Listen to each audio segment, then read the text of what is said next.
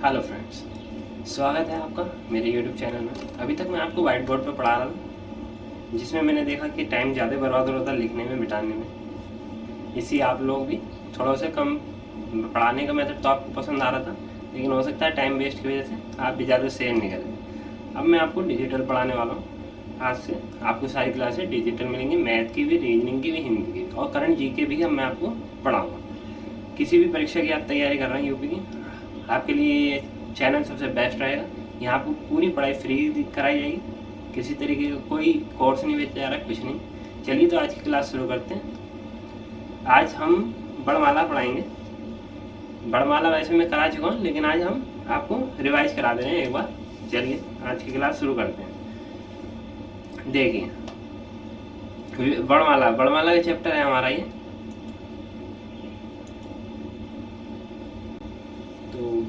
व्याकरण वर्णमाला, ठीक है। व्याकरण क्या है? व्याकरण का हमें पता होना चाहिए। व्याकरण भाषा का व्यवसाय है जो भाषा को हमें शुद्ध रूप से लिखने, पढ़ने एवं उच्चारण से संबंधित नियमों का उच्चारण करता है। ये थोड़ी बहुत थ्योरी भी मैं पढ़ा रहा हूँ, तो आपको पता हो, ठीक है। चलिए अब आगे चलते हैं। व्याकरण को कितनों भागों में विभाजित किया गया है? मतलब अब देखिए, इसमें आपसे ये पूछ सकता है व्याकरण को कितने भागों में बांटा गया है, तो ये भी आपको पता होना चाहिए कि व्याकरण को 5 भागों में बांटा गया है, ठीक है। अब 5 भागों में बांटा गया है, ये तो ठीक है, लेकिन कौन कौन से भागों में बांटा गया है ये भी पता होना चाहिए। जैसे हिंदी व्याकरण का वर्गीकरण देखिए, पहला होता है वर्ण विचार, शब्द विचार, वाक्य विचार, छंद विचार, चिन्ह विचार, ठीक है। ये 5 इसके प्रकार हैं।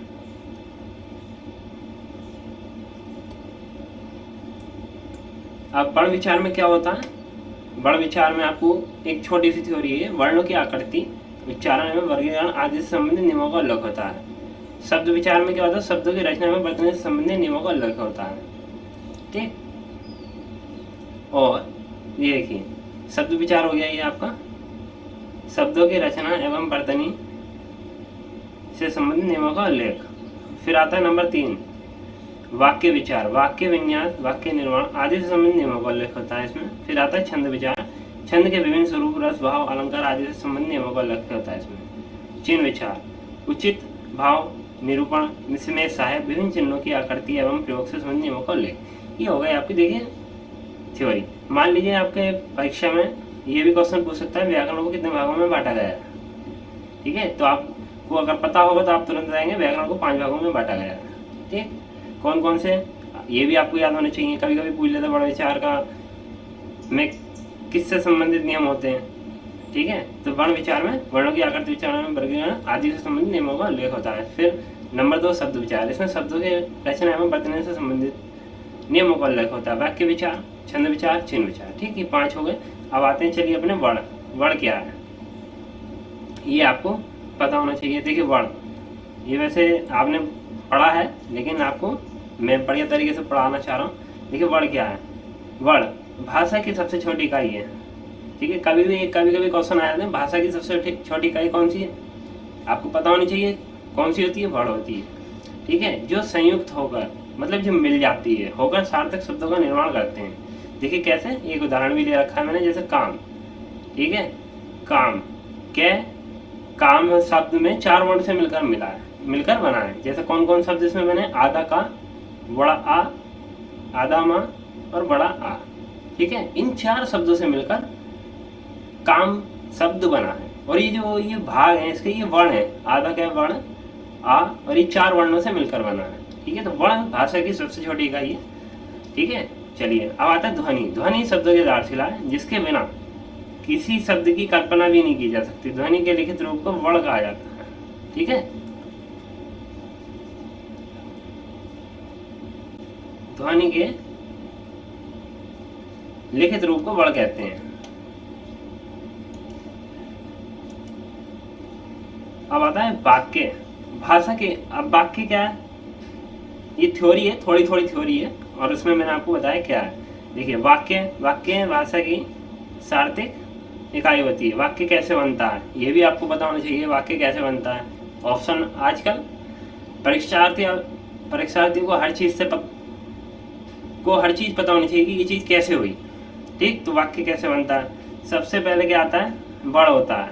ठीक है, वर्ण से बनता है अक्षर, अक्षर से बनता है पद, पद से बनता है पदवन, पदवन से बनता है उपवाक्य, उपवाक्य से बनता है वाक्य। ठीक, ये क्लियर। चलिए आगे चलते हैं। अब आया देखिए वर्णमाला। वर्णमाला, वर्णों के समूह को वर्णमाला कहा जाता है। ठीक है, क्या है? वर्णमाला। वर्णमाला, वर्णों के समूह को वर्णमाला कहा जाता है। वर्णों की गणना दो प्रकार से होती है। देखिए ये क्वेश्चन है, ये परीक्षाओं में आ सकता है कि वर्णों की गणना कितने प्रकार से की जाती है। आपको पता होना चाहिए वर्णों की गणना दो प्रकार से की जाती है। ठीक है, अब कौन कौन से तरीके हैं उसके? उच्चारण के आधार पर और लेखन के आधार पर। एक होता है बोलने के आधार पर मतलब, और एक होता है लिखने के आधार पर। ठीक है, अब उच्चारण के आधार पर वर्णों की संख्या। देखिए एक क्वेश्चन यहाँ से भी बन सकता है, उच्चारण के आधार पर वर्णों की संख्या कितनी होती है? तो उच्चारण के आधार पर वर्णों की संख्या 45 होती है।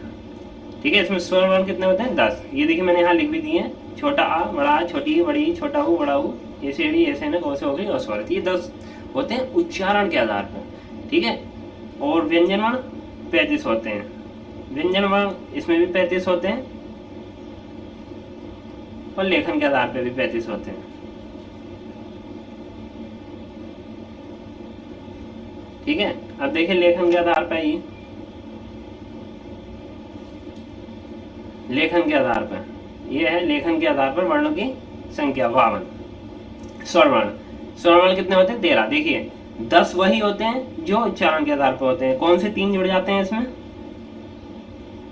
अंगः और ऋषि, ये 3 स्वर और जुड़ जाते हैं। तो लेखन के आधार पर स्वरवर्ण कितने होगा? 13।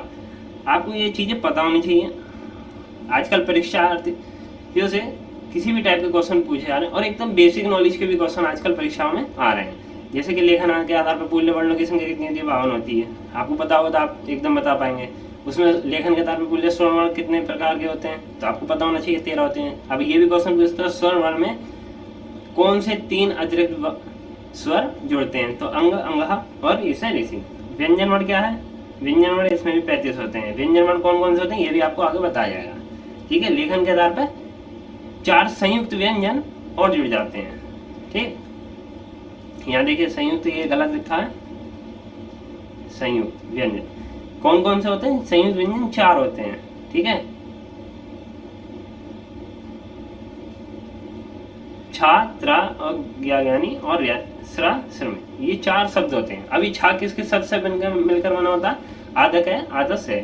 ठीक, ये आपका के लिए त्रा आदता और आदारा, ज्ञा आदजा और आदारा, अड़ा, स्रा और मैं आदसा और रा।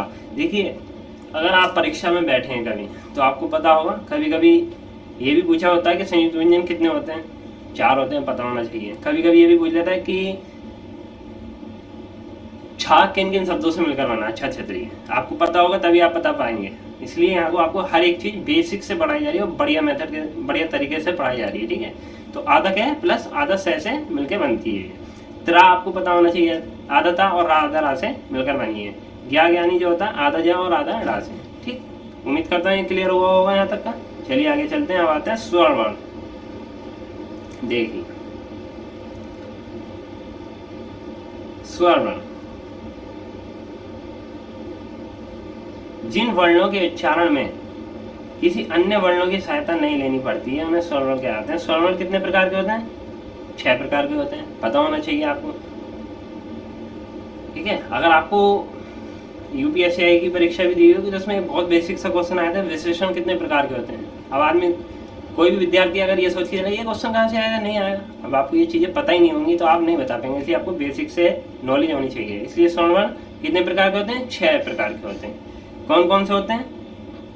मात्रा एवं उच्चारण काल के आधार पर होते हैं। जीभ के प्रयोग के मतलब जो जीभ से मात्राएं बोली जाती हैं वो जीभ के प्रयोग के आधार पर स्वर वर्ण हो जाते हैं। मुख द्वार, जिसमें मुख द्वार खुलने के आधार पर कौन कौन से स्वर बोले जाते हैं वो बताया जाता है। ओठों की स्थिति के आधार पर कुछ होते हैं स्वर वर्ण, वो आपको अभी सब आगे बताया जा रहा है। अभी आपको बताया जा रहा है 6 प्रकार के कौन कौन से होते हैं। नाक व मुंह से वायु निकलने के आधार पर, घोषत्व के आधार पर। ठीक है, स्वर वर्ण के प्रकार। आप टेंशन लीजिए, आपको ये PDF भी मिल जाएगी। आपने मेरा टेलीग्राम चैनल अगर ज्वाइन नहीं किया तो जाके कर लीजिएगा, मैं आपको वहाँ पे ये सब उपलब्ध करा दूंगा कि आप नोट्स बनाने से भी बचें, ठीक है, और आपको कम समय में अच्छी पढ़ाई करा सकें। चलिए ठीक है, तो स्वरवर्ण कितने प्रकार के होते हैं? स्वरवर्ण 6 प्रकार के होते हैं। कौन कौन से होते हैं पता होना चाहिए। मात्रा अवलिक उच्चारण काल के आधार पर, जीभ के प्रयोग के आधार पर, मुख द्वार खुलने के आधार पर, ओठों की स्थिति के आधार पर, नाक व मुंह से वायु निकलने के आधार पर, घोषित के आधार पर। अब इनका हम उल्लेख करेंगे कि मात्रा अवलिक उच्चारण के काल के आधार पर कौन कौन से स्वरवर्ण होते हैं, जीभ के प्रयोग के आधार पर, ठीक है। चलिए आगे चलते हैं। तो अब ये देखिए मात्राएं, मात्रा क्या होती हैं? यह मात्राएं केवल स्वर्ण वर्णों की होती हैं तथा व्यंजन वर्णों का उच्चारण स्वर्ण वर्ण की सहायता से ही होता है, ठीक है। चलिए आगे चलते हैं। अब आइए देखिए पहला पॉइंट था जो हमारा स्वर्ण वर्ण के उच्चारण के आधार जो होते हैं, स्वर्ण वर्ण के प्रकार। तो ये हमारा पहला टाइप है, कौन सा है? देखिए मात्रा अवलिक उच्चारण काल के आधार पर स्वर्ण वर्ण। मात्रा अवलिक उच्चारण काल के आधार पर स्वर्ण वर्ण कितने प्रकार के होते हैं? पहला क्वेश्चन यहाँ बनता है, तो 3 प्रकार के होते हैं। कितने प्रकार के होते हैं? 3 प्रकार के। ये आपको पता होना चाहिए। कौन कौन से होते हैं ये भी आपको जरूर पता होना चाहिए। ह्रस्व, दीर्घ स्वर और ये प्लुत स्वर, ठीक है। मात्रा अवलिक उच्चारण काल के आधार पर स्वर्ण वर्ण 3 प्रकार के होते हैं। कौन कौन से होते हैं? ह्रस्व, दीर्घ स्वर और प्लुत स्वर। चलिए नंबर 1 पे आते हैं, ह्रस्व पे आते हैं। ह्रस्व का मतलब क्या है? ह्रस्व को देखिए, एक क्वेश्चन यहाँ से बनता है, ह्रस्व को और किस नाम से जाना जाता है? तो ह्रस्व को मूल स्वर के नाम से भी जाना जाता है। अब इसका मतलब क्या होता है ये भी आपको बताते हैं। जिन स्वर के उच्चारण में कम से कम एक मात्रा का समय लगता है, स्वर या मूल स्वर कहलाते हैं। इनकी संख्या कितनी होती है? 4 होती है। ह्रस्व कितने प्रकार के होते हैं या मूल स्वर कितने प्रकार के, मतलब दोनों चीज, ह्रस्व को मूल स्वर भी बोलते हैं। मूल या मूल स्वर कितने प्रकार के होते हैं? तो आपको पता होना चाहिए 4 प्रकार के होते हैं। कौन कौन से होते हैं? छोटा आ, छोटी ई, छोटा ऊ और ऋषि। देखिए कुछ लोग इसे मुंह के खुलने के आधार पर याद करते हैं, ऐसे करते हैं। यहाँ मैंने आपको सीधे दे रखा, आप यहाँ पढ़ सकते हैं कि ह्रस्व कौन से होते हैं। आप तुरंत पढ़िए सामने, छोटा, छोटी, छोटा ऊ, ऋषि। आपको ये 4 याद हो गए बस, ठीक है। आगे चलते हैं। देखिए यह है दीर्घ स्वर। दीर्घ स्वर, ह्रस्व स्वर के उच्चारण 2 मात्राओं में समय लगता है। ये देखिए यहाँ थोड़ा गलत हो गया, ह्रस्व स्वर की जगह यहाँ होगा दीर्घ स्वर के उच्चारण में 2 मात्राओं का समय लगता है। दीर्घ स्वर की संख्या 7 होती है। देखिए ये आपको पता होना चाहिए, ठीक है। दीर्घ स्वर कितने होते हैं? दीर्घ स्वर 7 होते हैं। कौन कौन से होते हैं ये भी आइए बताते हैं। बड़ा आ, बड़ी ई, ए से एड़ी, ए से ऐनक, ओ से ओखली, ओ से औरत और बड़ा ऊ। ये आपके 7 दीर्घ स्वर होते हैं, ठीक है। कौन कौन से होते हैं?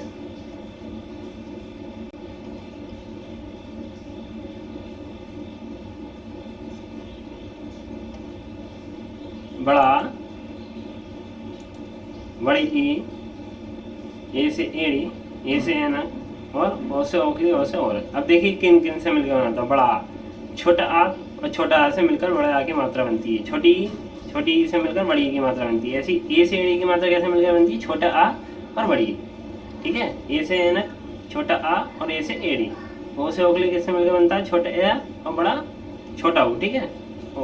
ओ से औरत, छोटा आ और ओ से ओखली। ऊ, बड़ा ऊ कैसे बनता है? छोटे ऊ के मिलने से, छोटा और छोटा ऊ। तो ये दीर्घ स्वर कहलाते हैं। मतलब ह्रस्व स्वर में केवल एक मात्रा का समय लगता है, ठीक है। यहाँ पे देखिए ये मैंने लिख रखा है नीचे, जैसे बड़ा में किस किस मात्रा से मिलकर बनती है? बड़ा आ की मात्रा, छोटा है, छोटा की। तो इससे आपको समझ में आ रहा होगा दीर्घ स्वर क्या होता है, ह्रस्व स्वर क्या होते हैं जिसमें एक मात्रा होती है केवल, और दीर्घ स्वर कौन से होते हैं जिनमें 2 मात्राएं होती हैं। देखिए 2 मात्राओं का समय लगता है। यहाँ से आपको क्लियर हुआ होगा। उम्मीद करता हूँ कोई किसी प्रकार का डाउट हो तो कमेंट बॉक्स में कमेंट करना। प्लुत स्वर। अब देखिए प्लुत स्वर, प्लुत क्वेश्चन आ सकता है, प्लुत स्वर को और किस नाम से जाना जाता है? तो प्लुत स्वर को त्रिमात्रिक स्वर भी कहते हैं।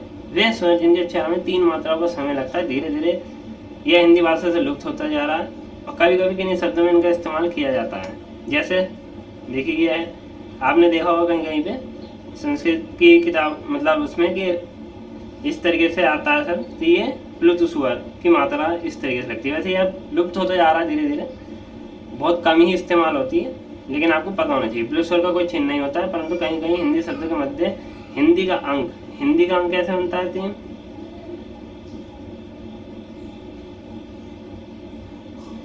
इस तरीके से बनता है। ठीक है, जैसे ओम लिखा है तो ओम ऐसे लिखा जाएगा इसमें।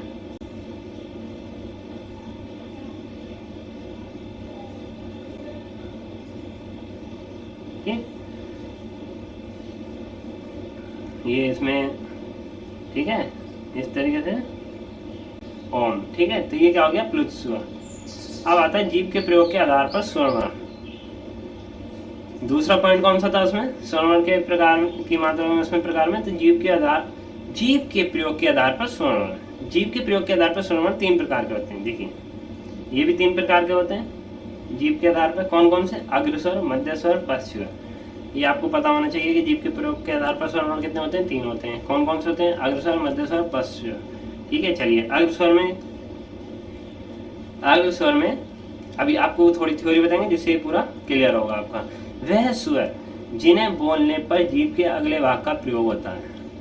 मतलब देखिए आप, जब हम ये मात्राएं पढ़ेंगे तो जीभ के अगले भाग का हमारा प्रयोग होगा, जीभ आगे हिलेगी इस तरीके, ई जीभ के अगले भाग से ही बोले जाएंगे, तो इन्हें क्या कहते हैं, अग्रस्वर। अब अग्रस्वर कितने होते हैं, देखिए अग्रस्वर की संख्या भी पूछ सकता है परीक्षा में, ऐसा नहीं पूछ सकता। अग्रस्वर की संख्या, अग्रस्वर कितने होते हैं पता होना चाहिए, 4 होते हैं। अग्रस्वर 4 होते हैं। कौन कौन से होते हैं ये भी बहुत जरूरी है, पता होना चाहिए। ठीक है, छोटी, बड़ी, ए से एड़ी, ए से ऐनक। ठीक है, ये आपके अग्रस्वर होगा 4। कौन कौन से होते हैं, छोटी ई, बड़ी ई, ए से एड़ी, ए से ऐनक, अग्रस्वर 4। ठीक, आते हैं मध्य स्वर। मध्य स्वर क्या होता है, वह स्वर जो जीभ के मध्य भाग से बोला जाता है वो क्या कहलाता है, मध्य स्वर कहलाता है। ठीक है, मध्य स्वर की संख्या क्या होती है, 1 होती है। केवल मध्य स्वर 1 होता है, और वो कौन सा होता है, छोटा आ। ठीक है, क्लियर। चलिए आगे चलते हैं। अभी आता पश्च स्वर। वह स्वर जिन्हें बोलने पर जीभ के पिछले भाग का, आप इन्हें बोलेंगे तो आपकी जीभ के पिछले भाग काम करेगा इसमें। ठीक है, पश्च स्वर की संख्या कितनी होती है, 5 होती है। पश्च स्वर कितने होते हैं, 5 होते हैं। पता होना चाहिए ये चीजें। परीक्षा में आप ये नहीं कह सकते ये क्वेश्चन नहीं आएगा। किसी भी टाइप के क्वेश्चन आजकल आ रहे हैं और बिल्कुल बेसिक से भी पूछे जा रहे हैं, इसलिए आपको हर चीज़ें पता होनी चाहिए। इसलिए मैं आपको हर चीज़ यहाँ बताता जा रहा हूँ।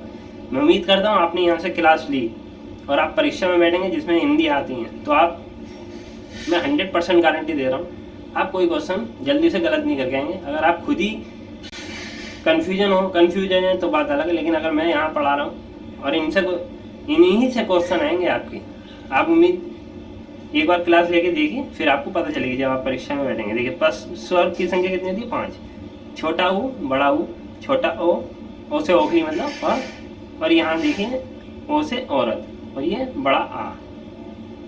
ठीक है, पश्च स्वर कौन कौन से होते हैं, छोटा ऊ, बड़ा ऊ, ओ से ओखली, ओ से औरत, और बड़ा आ।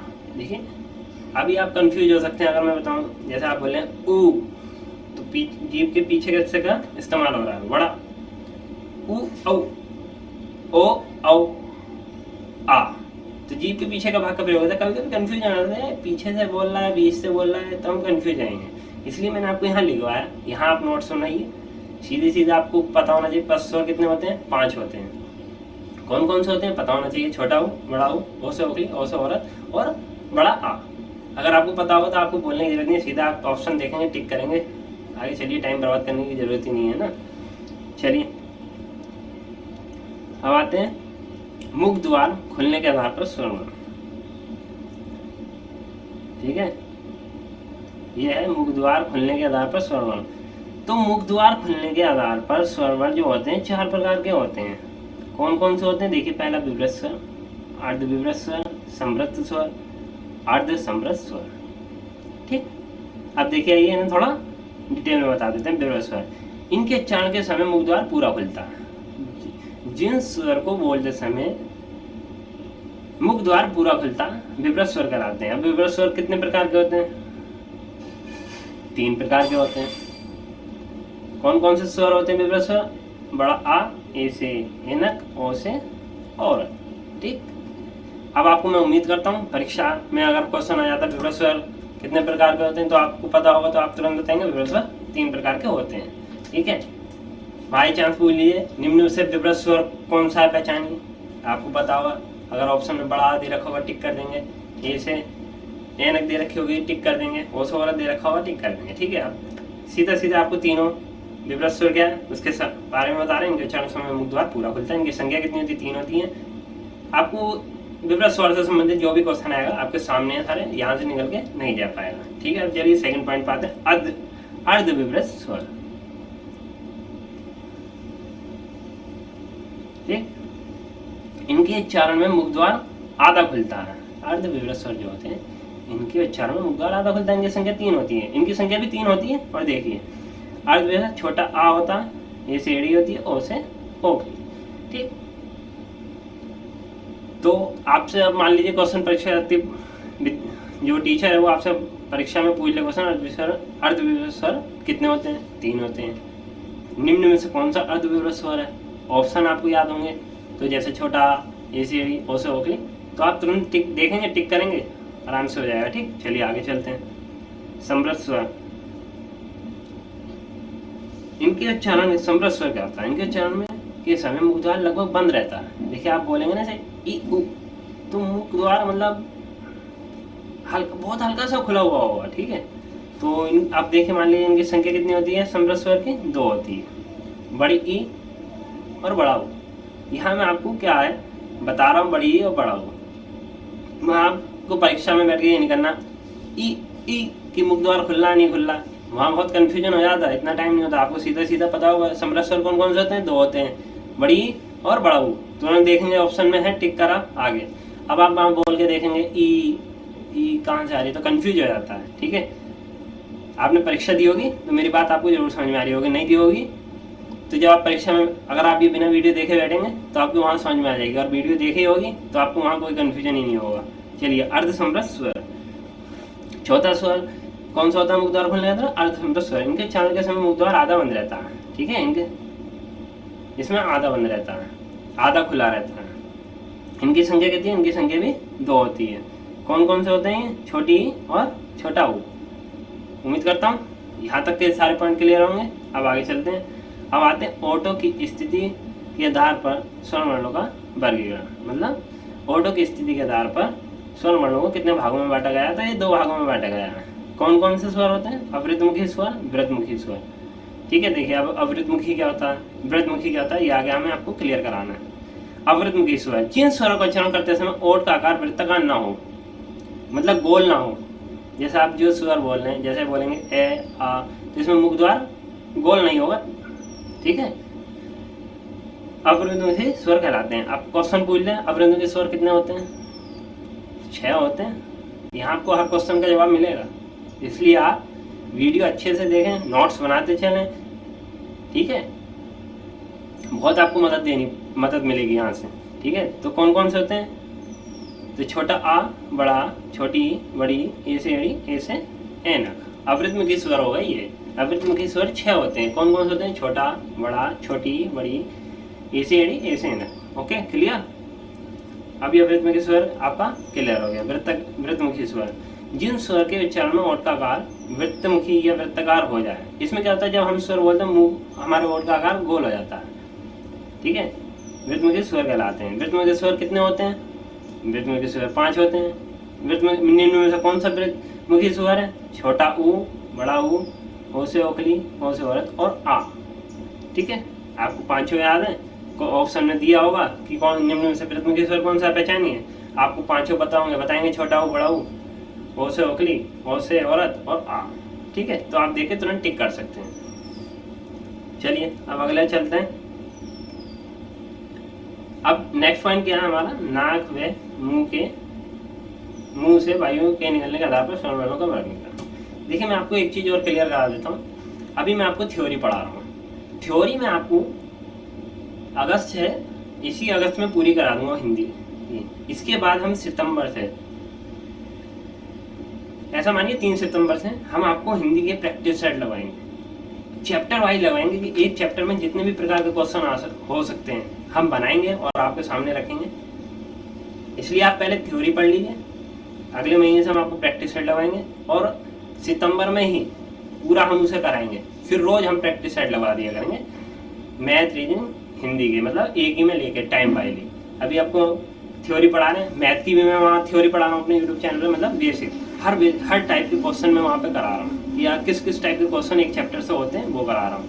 ऐसे रीजनिंग का तो मैं आपको 2-3 चैप्टर से थ्योरी पढ़ा चुका हूँ, अब मैं आपको प्रैक्टिस सेट लगाने शुरू कर दूंगा 5 अगस्त से, ठीक है। चलिए, और करंट जी के भी आपको मेरी कल या परसों से रोज डेली सुबह इसी यूट्यूब चैनल पे मिलने लगेगी, ठीक है। तो चलते हैं आगे। अब क्या है, नाक व मुंह के, मुंह से वायु निकलने के आधार पर स्वरवर्ण। अब देखिए पहला क्वेश्चन यही बनता है, नाक व मुंह से वायु निकलने के आधार पर स्वरवर्ण कितने होते हैं, तो पता होना चाहिए 2। कौन कौन से होते हैं, मौखिक स्वर, अनुनासिक स्वर। मौखिक स्वर क्या है, वे स्वर जिनका उच्चारण करते समय वायु केवल मुंह से निकलती हो, मौखिक स्वर कहलाता है। मौखिक स्वर कितने होते हैं, 3 होते हैं। कौन कौन से होते हैं, छोटा, बड़ा, छोटी, बड़ी, सॉरी, ठीक है। मौखिक स्वर कौन कौन से होते हैं, छोटा, बड़ा, बड़ी, ई, ठीक है। मौखिक स्वर हो गए, मौखिक स्वर कितने होते हैं, 3 होते हैं, ठीक है। अब दूसरा पॉइंट क्या, अनुनासिक स्वर, वे स्वर जिनके उच्चारण में वायु मुंह के साथ साथ नाक से भी निकलती है, अनुनासिक स्वर कहलाते हैं, ठीक है।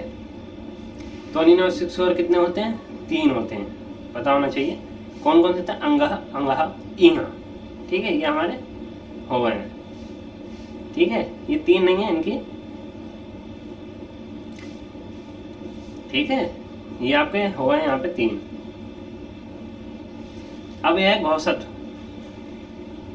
घोषत क्या है, देखिए घोषत का अर्थ है स्वर तंत्रियों में श्वास का कंपन। स्वर तंत्रियों में जब कंपन होता है तो सघोष ध्वनियां उत्पन्न होती है। सभी स्वर, देखिए ये क्वेश्चन बहुत इंपॉर्टेंट, यहाँ क्वेश्चन बन सकता है, सभी स्वर सघोष ध्वनियां होती हैं। स्वर कैसी ध्वनियां होती हैं, स्वर सभी आघोष ध्वनियां, स्वर सभी साघोष ध्वनियां होती हैं, ठीक है। देखिए ये स्वरवर्ण का जितने भी मतलब स्वरवर्ण का पूरा क्लियर हो गया। कल मैं आपको व्यंजन वर्ण पढ़ाऊंगा।